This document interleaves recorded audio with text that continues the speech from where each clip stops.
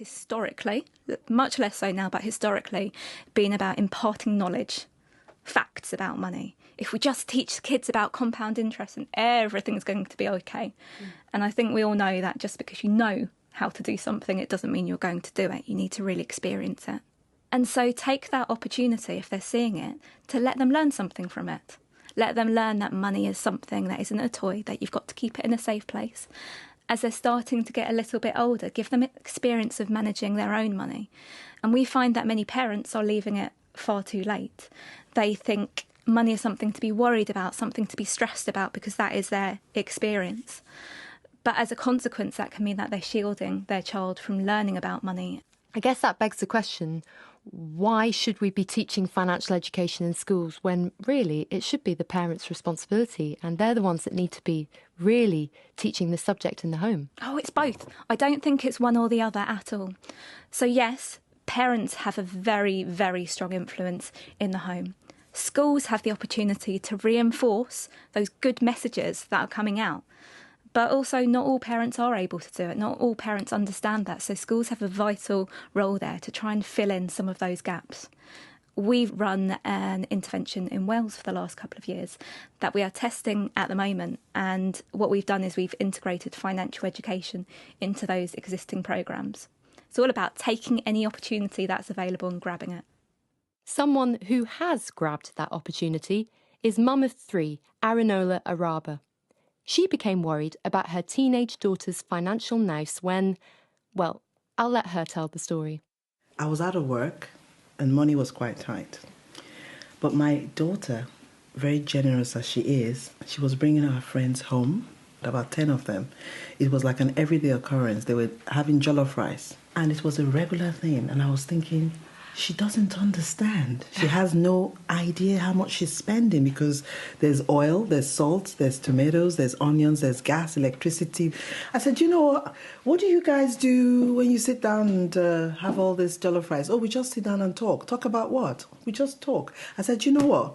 Let's have a conversation about money. And I asked them, how do you want us to teach you young people about money but make it fun and engaging? We all decided on a board game. Oh, government. A court summons demands a payment of £100 for council tax. And that's how a few bowls of rice led to the creation of bMoneywize. The idea is that players have to keep and generate money however they can. They throw the dice to pick cards from different categories. Each card throws up a different scenario, from an unexpected tax rebate to the boiler breaking down. Players have to work out how to respond in order to protect their money. Monopoly for the real world, if you like. Now, my kids, when they were going to uni, they said, Mommy, this is my student loan.